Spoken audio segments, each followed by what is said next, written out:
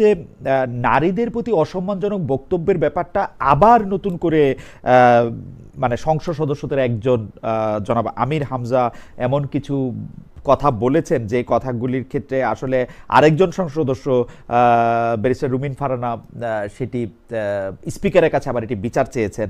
আমরা দেখেছি যে জাতীয় নাগরিক পার্টি বা এনসিপির পক্ষ থেকেও এইটার আসলে প্রতিবাদ জানানো হয়েছে।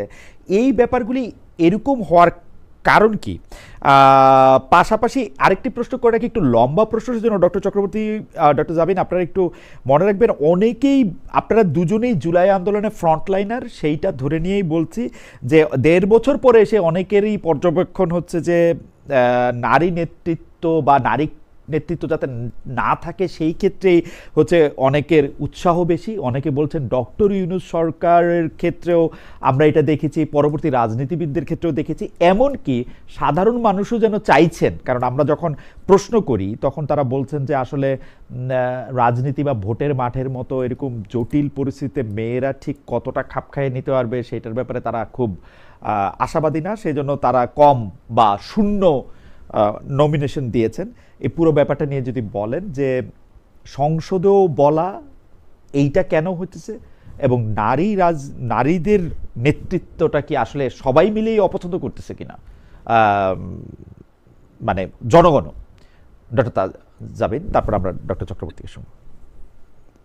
যারা আসলে সংসদে গিয়ে এই ধরনের মন্তব্য করছে তারা মানে এমন না যে সংসদে যাওয়ার পর তারা অন্য মানুষ হয়ে গেছে বা ফেরেশতা হয়ে গেছে বা অনেক আমূল পরিবর্তন আছে হয়ে গেছে। তাদের মনস্তাত্ত্বিক বা তাদের নারী সম্পর্কে তাদের যে ধ্যান ধারণা ওটা কিন্তু ওটারই প্রতিফলন হয়েছে। তো সংসদে যেহেতু আগে যাওয়ার অভিজ্ঞতা নাই, তারা জানে না যে কোথায় কিভাবে কথা বলতে হয় বা আরেকজন সংসদ সদস্যকে কিভাবে অ্যাড্রেস করতে হয়। তার কাছে তো আমি তো এই কথা অনেকবার বলেছি যে বেশিরভাগ রাজনীতিবিদদের কথাবার্তায় মনে হয় যে তারা নারীদেরকে মানুষই মনে করে না। তারা মনে করে যে নারীদের স্থান তাদের অনেক নিচে এবং একটা নির্দিষ্ট জায়গায় ঘরের মধ্যে।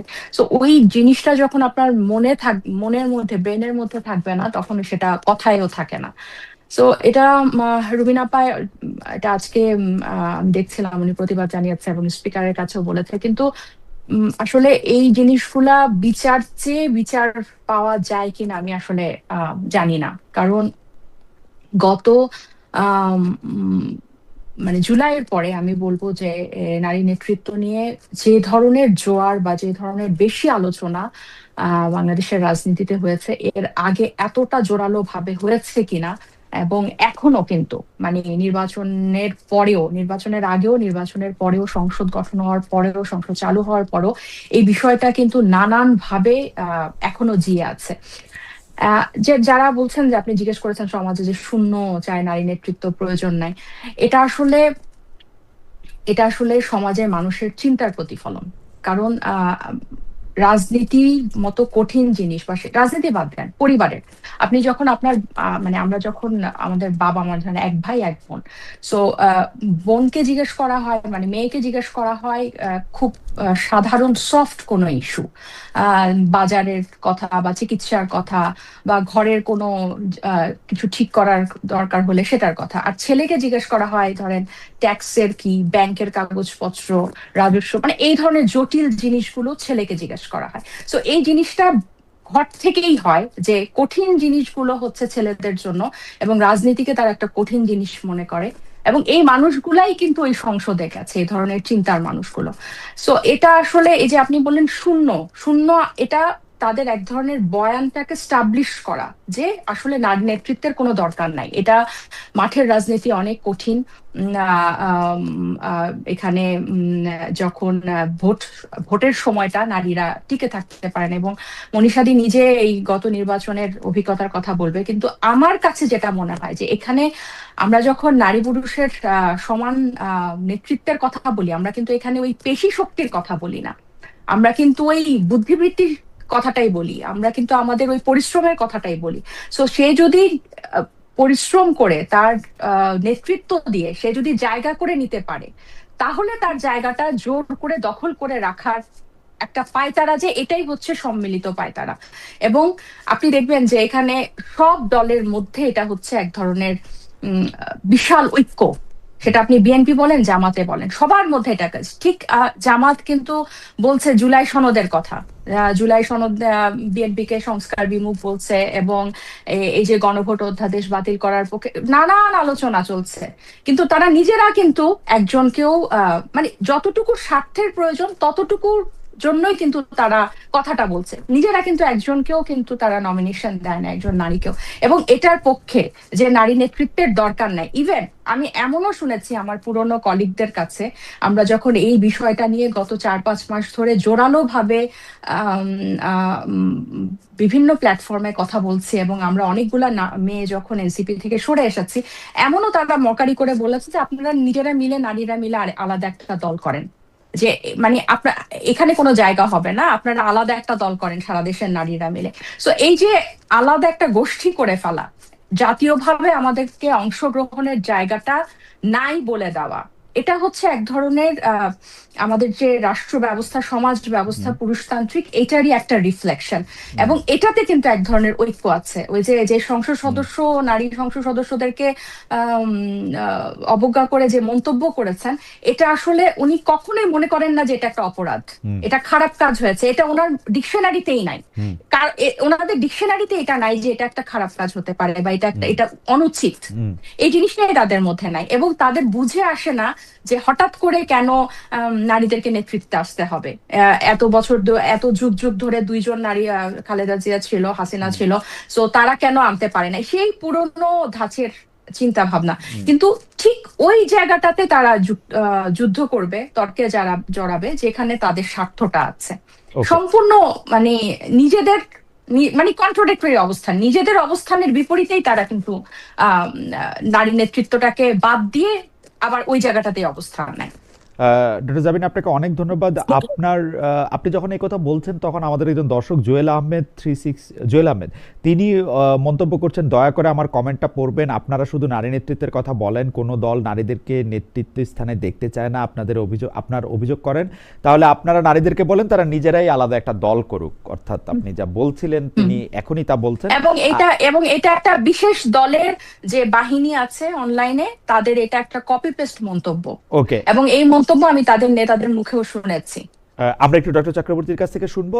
ডক্টর চক্রবর্তী, আপনি বলার আগে আমি একটু বলি যে রফিক ভ্যানসি উনি বলছেন খামু, অর্থাৎ তিনি আমার নামের দুই আদ্যাক্ষর মানে অ্যাড্রেস করতেছেন, খালেদ মহিউদ্দিন থেকে খামু বলতেছেন।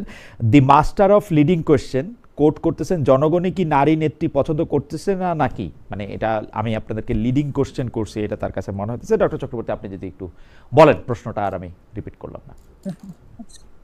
দেখুন, আসলে নারী নেতৃত্ব পছন্দ অপছন্দ করার বিষয়টা তো রাজনৈতিক দৃষ্টিভঙ্গির উপর নির্ভর করে। যারা সমাজকে একটা পুরানো চিন্তাধারায় দেখতে চান, যারা হচ্ছে গিয়ে এক ধরনের সামন্তীয় সমাজ ব্যবস্থা কায়েম করতে চান, যারা এক ধরনের ফিউডাল চিন্তা ধারণ করেন, তাদের রাজনৈতিক অবস্থান সেটা একরকম হবে। আবার আমরা দেখি যে এমনকি আমাদের এই কর্পোরেট কালচারের মধ্যেও এই যারা পুঁজিবাদী ধরনের যারা রাজনৈতিক দল করেন, তারাও কিন্তু আসলে নারীদেরকে ব্যবহার করতে চান, কিন্তু নারীদের ক্ষমতায়নটা তারা করতে চান না। দীর্ঘ সময় বাংলাদেশে তো আমরা দেখেছি যে প্রধানমন্ত্রী নারী ছিলেন, বিরোধী দলীয় নেতা নারী ছিলেন, সাম্প্রতিক গত সরকারের আমলে তো স্পিকার নারী ছিলেন, এমনকি খুব গুরুত্বপূর্ণ পদগুলিতেও নারীদেরকে একটা আলংকরিক ভাবে পদায়ন করা হয়েছে। কিন্তু যখন ঐক্যমত্য কমিশনে আমরা যুক্তি করলাম যে নারীদের সংরক্ষিত আসনগুলিতে সরাসরি নির্বাচন দিতে হবে, তখন কিন্তু সব দলগুলি আমাদের বিরুদ্ধে দাঁড়িয়ে গেলেন। এবং অল্প কয়েকটি দল, 4 থেকে 5টি দল থাকলেন যারা হচ্ছে বেশিরভাগই বামপন্থী, এরা হচ্ছে বললেন যে হ্যাঁ, এটা সরাসরি নির্বাচন হওয়া প্রয়োজন। কিন্তু বাকিরা কিন্তু কেউ রাজি হলেন না। এবং সংরক্ষিত আসনটিও না রাখার পক্ষে কিন্তু সেখানে দুটি ইসলামিক দল তারা অবস্থান নিয়েছিলেন। এবং সেটা তারা কেন অবস্থান নিয়েছিলেন সেটা পরিষ্কার হলো যখন তারা ত্রয়োদশ জাতীয় সংসদ নির্বাচনে একজনও নারী প্রার্থী তারা দিলেন না। অর্থাৎ তারা আসলে নারীদেরকে রাজনৈতিক যে ক্ষমতায়নের চিত্র সেইখান থেকে পুরোপুরি তারা মুছে ফেলতে চান, এবং সেটার প্রতিফলন তারা তাদের মনোনয়ন দেওয়ার মধ্য থেকেই দিয়েছেন। এবং সেটা তো তাদের রাজনৈতিক দৃষ্টিভঙ্গির মধ্যে এটা আছে। তারা, আপনারা দেখেছেন যে একটি দল বলেছে 5 ঘন্টা কাজ করাবেন, আরেকটি দল বলেছেন যেহেতু তার কথাকে টেক্কা দিতে হবে, তারা বলেছেন যে 5 ঘন্টা কেন, আমি তো কাজই করাবো। মানে এই যে এক ধরনের খুবই মধ্যযুগীয় চিন্তা দিয়ে তারা যে পরিচালিত হন, তারা পরিচালিত হচ্ছেন মধ্যযুগীয় চিন্তা দিয়ে, কিন্তু তারা রাজনীতিটা করছেন কিন্তু এই যুগে। তো ফলে আসলে তাদের এই যে উত্থান, বিশেষ করে 5ই আগস্টের পরে ইনক্লুসিভ পলিটিক্স এর কথা বলতে বলতে আসলে ইনক্লুড যে কাদেরকে করার চেষ্টা করা হয়েছে এটা তো খুবই পরিষ্কার। আজকে সংসদে আমরা দেখছি যে একজন সংসদ সদস্য, তিনি একটি এলাকার নির্বাচিত সংসদ সদস্য, তিনি একটি ওয়াজ মাহফিলে গিয়ে 2জন মহিলা সংসদ সদস্য সম্পর্কে এরকম একটা কুরুচিপূর্ণ মন্তব্য করেছেন।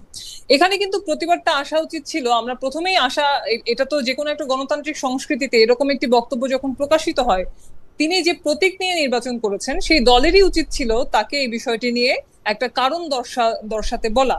সেটা কিন্তু তারা তো করলেনই না, এবং সরকারি দল যারা এখন ক্ষমতায় আছেন তাদেরও উচিত ছিল এই বিষয়টি নিয়ে, একজন সংসদ সদস্য এরকম একটি অনভিপ্রেত মন্তব্য করেছেন সেটি নিয়ে তাদেরও উচিত ছিল অ্যাকশন নেওয়া। কিন্তু কি হলো, শেষ পর্যন্ত যে নারীকে নিয়ে মন্তব্য করা হয়েছে তারই সংসদে বিচার চাইতে হলো।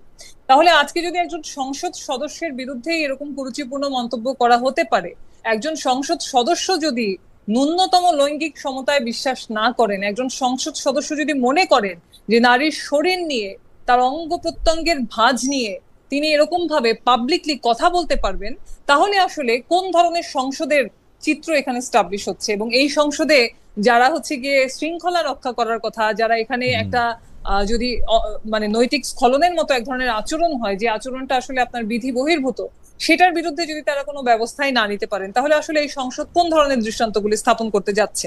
আমরা তো দেখেছি যে অভ্যুত্থানের পর থেকে, অভ্যুত্থানের আগে নারীরা যখন রাস্তায় ছিল তখন তাদের উপস্থিতিটা এই ধরনের দলগুলি খুব এনজয় করেছে, তাদের জন্য সেটা প্রয়োজন ছিল। কিন্তু অভ্যুত্থানের পরপরই নারীদেরকে ঘরে ঢুকিয়ে দেওয়ার জন্য যত রকম নারী বিদ্বেষী কর্মকাণ্ড করা যায় সেটা তারা করেছেন। তারা সোহরাওয়ার্দী উদ্যানের মতো উদ্যানে সেখানে সমাবেশ করে স্টেজ বানিয়ে সেখানে নারীদেরকে, নারী কমিশনকে, নারী সংস্কার কমিশনকে, যারা নারীদের সমতার অধিকারের কথা বলেছে তাদেরকে বেশ্যা বলে গালি দিয়েছেন। তাদেরকে এই ধরনের কথাবার্তা তো তারা বলেই এই পর্যন্ত আসছেন। ফলে 51% নারীর ভোট চাই, নারীদেরকে সমস্ত রকম যে ব্যবহার, ভোটের কাজে বলেন, আন্দোলনের কাজে বলেন, নারীদের শ্রমকে সস্তায় চাই, কিন্তু নারীর ক্ষমতায়ন চাই না।